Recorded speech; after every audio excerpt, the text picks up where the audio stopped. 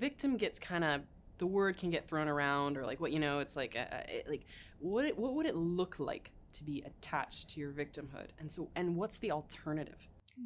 Well, so there are people who experience bad events in their life, and they might be a victim to a certain circumstance.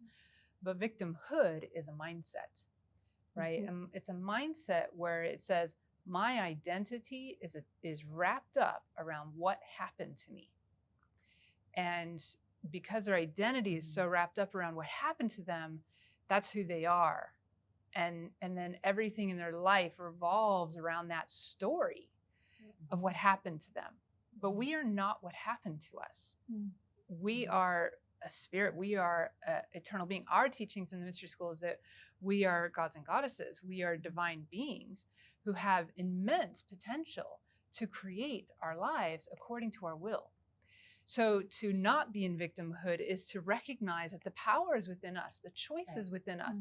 We may have events happen in our life that, we could be a victim to some circumstance, but what we make of that is our choice. And what story we choose to create around that is our choice. And so to not be attached to the victimhood is to not be attached to the story or the event or the circumstance, and to actually heal from it, to use it as a catalyst for your own transformation, and to heal, to rise above it and become empowered, so that you are not going to be defined by that event that happened to you. You are going to create your own life.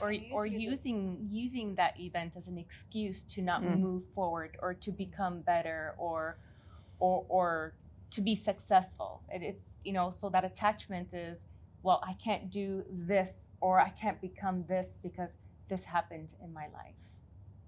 And so we teach to break through that, so we don't live in that victimhood and having to use that excuse, and why we cannot be better.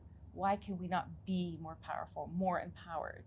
Why can we not create the things that we want to create in our life, and be and live our purpose? And usually those people don't want to take responsibility for themselves. So it's because of this person that my life is like that, or because of this event that happened, or because of everything external to them. And it's actually what they don't have courage to look inside and say, like, what can I do to change this in my life?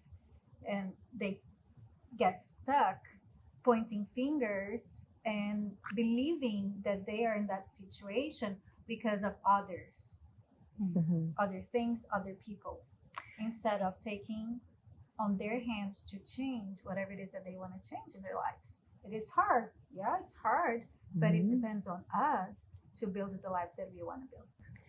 And I think that's where the magic and the tools of the school really come into their own, because, each one of us has had stuff. None of us have encountered this life or come into this world without things that will actually, cause damage or maybe cause blocks in our lives. But that is where the tools in the school come into their own.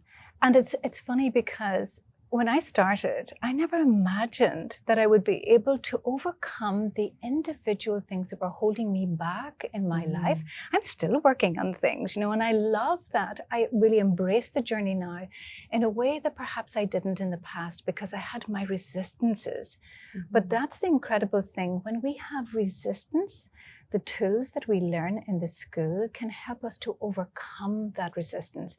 It's like you have a resistance come up. It's better to dive into that resistance than it is to run away from it. Because when we are running away from our resistance, then we are running away from our greatest empowerment, from our greatest leaps in life, from the things that really are holding us back. And but the tools in themselves are what work their magic, because when by doing them day in and day out, it acts as a catalyst to help us to overcome and to be the best that we can be in life. And the different paths within the school help us to highlight those things that actually are where our resistance really, really lies. And sometimes it's not obvious to us. But if you have a ritual master teacher they have that ability to help us see ourselves best. And, sometimes we shy away from those things in our lives that we don't really want to see. But behind those things that we don't want to see is our greatness. And that, you talk about the tools. Mm. And the tools, and we talk about magic and all the rest, but the Hermetic teachings are all about living life. Mm-hmm. So I have a husband, I have a life, I have a little dog called Sherlock, I have, I have a company that, is, around the world. I teach. We live normal lives. Mm. We see our families. We hang out at parties. We do all the things that we should be in life. We're enjoying life. We go on holidays. I'd like to go on more, to kind of just put that in to the, we do all of these things that we want to do. We go on adventures. We eat nice food. We, all of these different things that we do as metaphysicians. We are living life. Mm. But what we're doing is that we're applying tools, magical tools from a lineage into the life, or into the matrix, let's call it, and we're raising that experience up higher. Mm-hmm. So it's the recipe for success. I'm a practical person. I'm an entrepreneur. I want success. I want to see results from the things that I do in life. And Hermetics is that we apply.